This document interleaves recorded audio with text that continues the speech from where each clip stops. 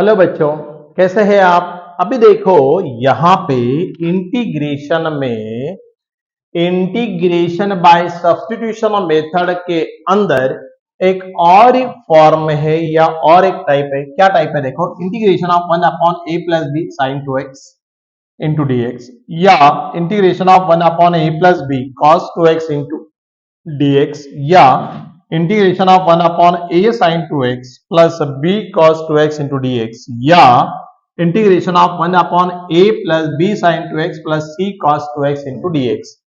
ऐसे टाइप के प्रॉब्लम में सॉल्व करने के लिए सब्स्टिट्यूशन अपने को क्या लगाना है?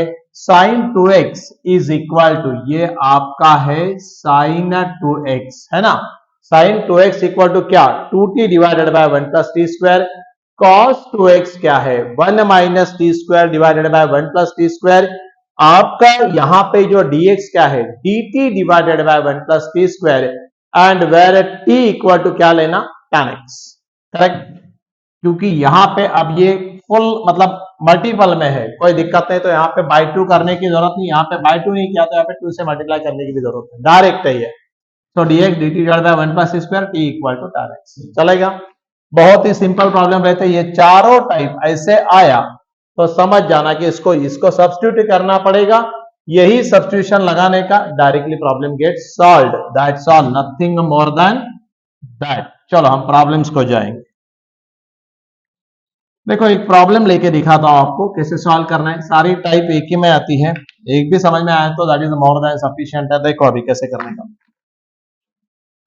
यहां पर लिखने का लेट आई इक्वल टू, पहले तो इसको क्या बोल देना? आई बोल देना।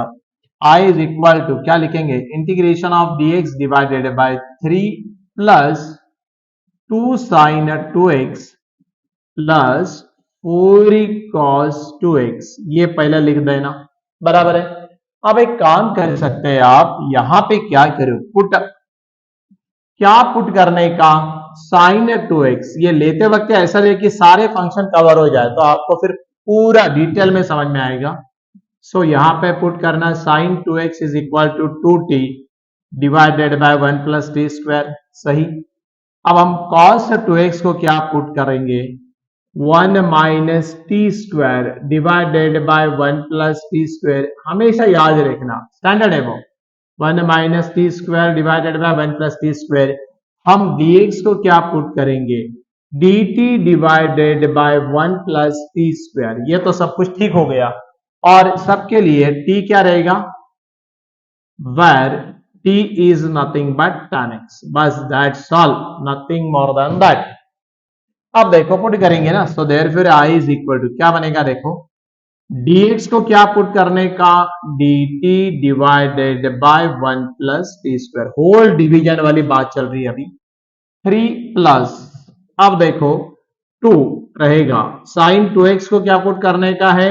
2t divided by 1 plus T square, समझ में आया। अब देखो प्लस 4 cos 2x को क्या रिप्लेस करने का? 1 minus T square divided by 1 plus T square, right.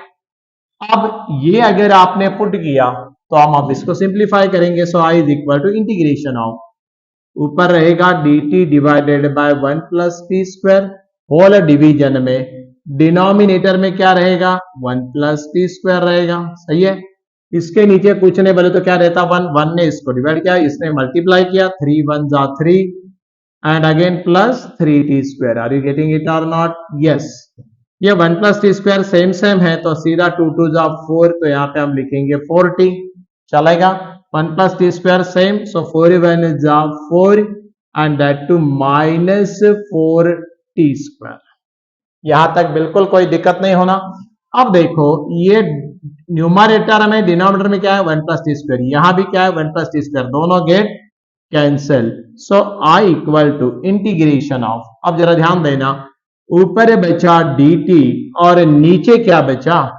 यहां पर देखो कांस्टेंट में 4 प्लस 3 7, कांस्टेंट कांस्टेंट मिला दो, t की एक ही टर्म है क्या? अच्छा चलो कोई बात नहीं, दैट इज 4t, t की एक ही टर्म है, और 3t square minus 4t square, है ना। तो 3t square minus 4t square, तो ये आएगा माइनस टी स्क्वायर। ऊपर चलेंगे अभी हम, ओके, अब देखो आई इज इक्वल टू, अब आई में क्या आएगा देखो यहाँ पे, थोड़ा सा इसको रीअरेंज कर लेंगे तो बड़ा मजा आएगा। सो डी टी डिवाइडेड बाई, ये 7 तो रहने दो, कांस्टेंट है। ये जो दोनों टर्म है ना, ये दोनों टर्म में से हम लोग माइनस कॉमन ले लेते हैं। सो माइनस कॉमन लिया तो आपका ये टी स्क्वायर प्लस बना, बट ये टर्म क्या बनी, माइनस। आप जरा ध्यान देना, यहाँ पे गड़बड़ नहीं करना।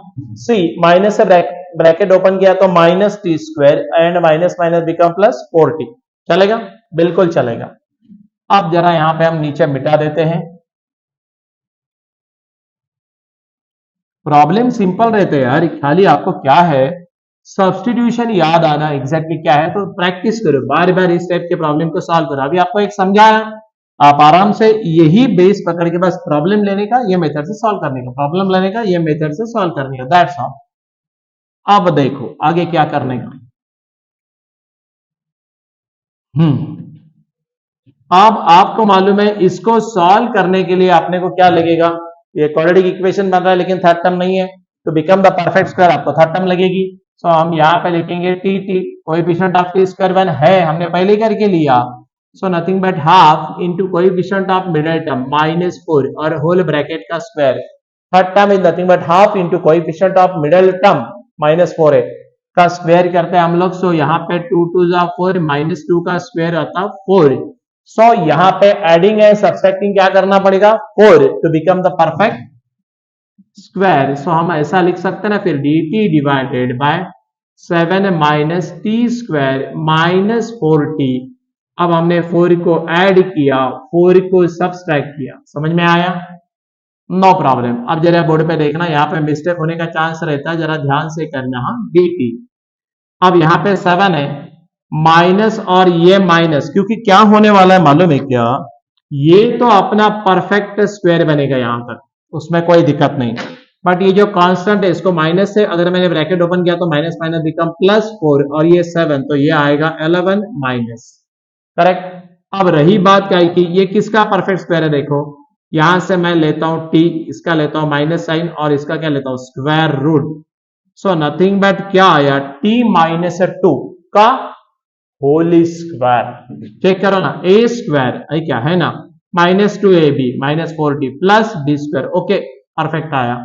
बट आपको मालूम है यहां पे अगर आपको फार्मूला लगाना है, सो इसको मेरे को 11 को ऐसा लिखना पड़ेगा ना स्क्वायर के फॉर्म में, √11 स्क्वायर स्क्वायर रूट, ये कैंसिल तो 11 आया, -t-2 का स्क्वायर, समझ में आया।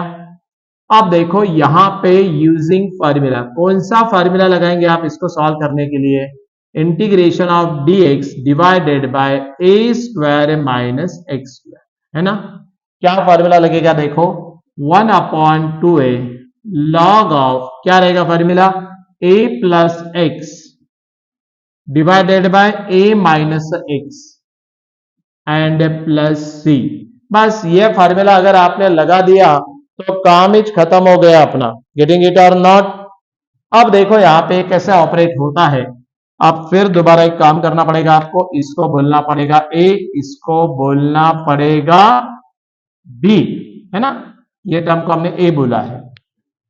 लगाओ तो formula I equal to, but paper में ऐसा फार्मूला लिखने का तो आपका इंप्रेशन अच्छा जाता है और फिर आपको ऑटोमेटिकली मार्क्स मिलने में कोई दिक्कत नहीं होता। यहाँ पे 2a, a की वैल्यू कितनी है, √11 से 2 √11 लिखेंगे तो चलेगा, बिल्कुल चलेगा। Log of a plus nothing but √11 plus क्या लिखू, x, x बोले तो t-2 डिवाइडेड बाय a क्या है, √11 माइनस, और आपकी x की वैल्यू क्या है, t-2, चलेगा, प्लस c। थोड़ा सा काम करना पड़ेगा, एक और हमको स्टेप लेनी पड़ेगी, मैं वो वहां पे लेता हूं, ये इसको फाइनल करेंगे हम लोग यहीं पे। अब देखो 1/2 √11 है ना, I equal to 1/2 √11, okay. Log of जरा बोर्ड पे देखो, √11 -2 तो वो हम ऐसे लिख सकते हैं, √11 -2, but what's the value of t, आपको मालूम है t को क्या पुट किया था, t equal to tan x, तो बैक सब्स्टिट्यूट कर दो। सो यहां पे आएगा tan x डिवाइडेड बाय, नीचे देखो √11। अब बात ऐसी है, माइनस से ब्रैकेट को ओपन करें तो -t माइनस माइनस बिकम +2, तो कांस्टेंट पहले ले लिया मैंने +2 और यहां पे -t आएगा, but what's t indicate, t क्या है अपना tan x और +c, यही आपका फुल एंड फाइनल आंसर रहेगा, उसमें कोई दिक्कत नहीं है। समझ में आया क्या आपको कि हमने कैसा लिखा? No problem. प्रॉब्लम सिंपल रहते थोड़ा सा, बट ये सेक्शन सी या सेक्शन डी में आएंगे तो 100% 3 या 4 मार्क तो आराम से मिलेंगे। गेटिंग इट और नॉट? सो बी प्रिपेयर करो, इसको ज्यादा नहीं है, 4-6 ही फॉर्मूला आपको याद करने का इस टाइप के जो बताए थे, करेक्ट, बस उतना याद करे तो काम खत्म हो जाएगा। वेरी सिंपल, बहुत ही सिंपल है, चलेगा, नो प्रॉब्लम। सो हम लोग इन द नेक्स्ट, यही वीडियो यहीं पे कंक्लूड करेंगे ये टाइप को।